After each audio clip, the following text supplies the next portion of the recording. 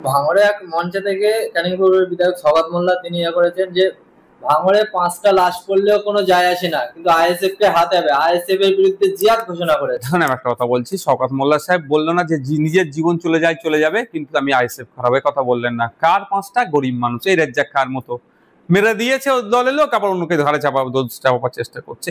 দেখুন আপনারা জানেন এই শওকত মোল্লারা এরা হচ্ছে এদের ক্ষমতা লোভী, চাই পাবলিক ধ্বংস হয়ে যাক এদের কোনো যায় আসে না, এরা ক্ষমতা শীর্ষে থাকতে চায়।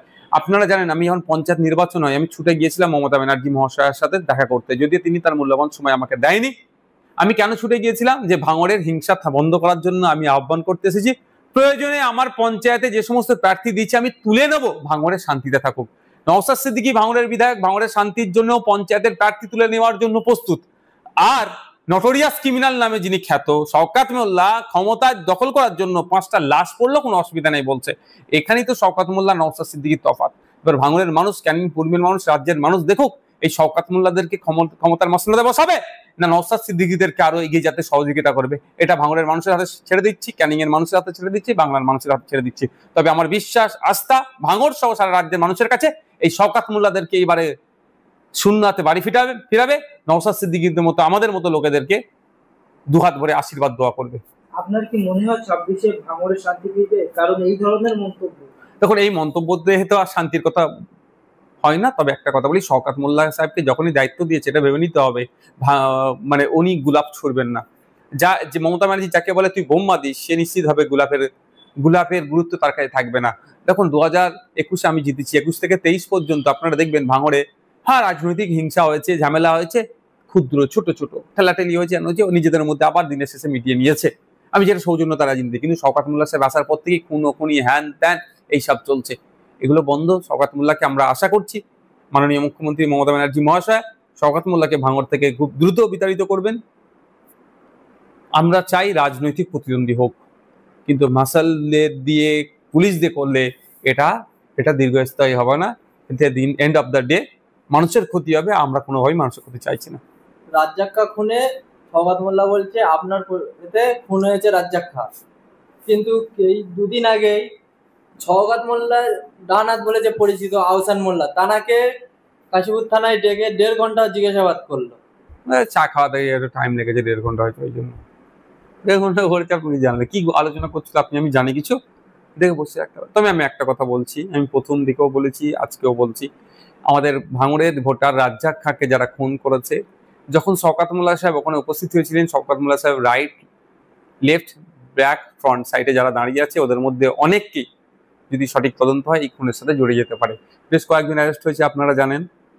যদি আগামী দিনে সঠিক তদন্ত হয়, কাউকে 1.5 ঘন্টা বসে রাখা বলেছেন, উনি হয়তো গ্রেফতার হতে পারেন, বা এখনো যাকে ডাকেনি তিনি হয়তো গ্রেফতার হতে পারেন যদি সঠিক তদন্ত হয়।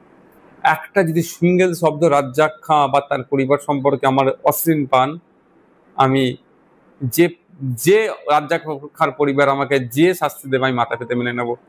আমি বলেছি রাজ্জাক খাঁর পরিবারকে যে চাকরি এখনো দেওয়া হয়নি কেন, যে অ্যাপয়েন্টমেন্ট লেটার এখনো দেখানো হচ্ছে না কেন, তারপরে কিন্তু তড়িঘড়ি জয়নিং লেটার দেখিয়েছে। এটা বুঝতে পেরেছেন? মানে আমার চিৎকারের জন্য রাজ্জাক খাঁর পরিবার দ্রুত চাকরি পেয়েছে।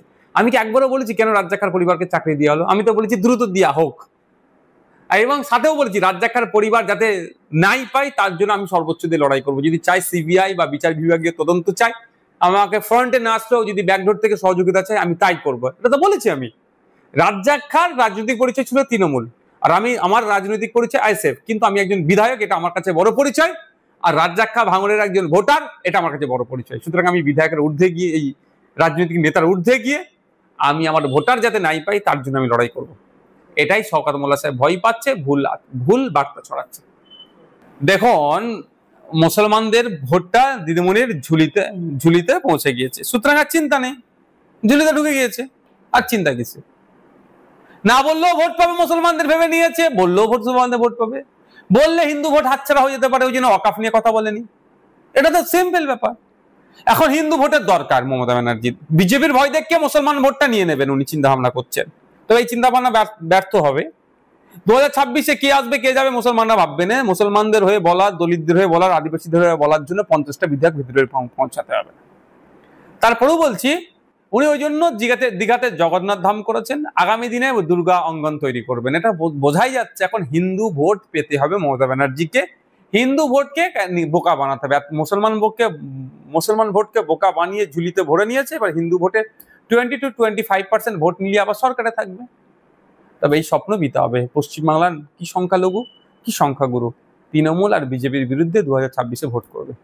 অভিষেক বন্দ্যোপাধ্যায় 21 মঞ্চে থেকে আরেকটা করেছে যে 2026-এ বিরোধী পুরো শূন্য হয়ে যাবে, বিরোধী বলে কিছুই থাকবে না পশ্চিমবাংলায়। দেখুন একটা কথা বলি, পশ্চিমবাংলা নয় সারা ভারতবর্ষে নিরিখে বলছি, দুটো যে সরকার চলছে, একটা কেন্দ্র সরকার একটা রাজ্য সরকার, এটা ফ্যাসিস্ট মনোভাব নিয়ে চলছে। কিছু শুনবো না, কারো কথা মানবো না, এই মনোভাব নিয়ে চলছে। এই মনোভাব নিয়ে চলার ফলে আপনি দেখবেন 2006-এর ফরেস্ট রাইট অ্যাক্টকে ধ্বংস করে দিচ্ছে এক প্রকার অ্যামেন্ডমেন্টের নামে। 2023-24-এ আদিবাসীদের অধিকার কেড়ে নিচ্ছে। ভার্জিনিয়াস খাকা কমিটির যে সুপারিশগুলো আছে সেগুলো বাস্তবায়ন করেনি কেন্দ্র সরকার, কিন্তু আদিবাসী প্রীতি অনেক দেখাচ্ছে।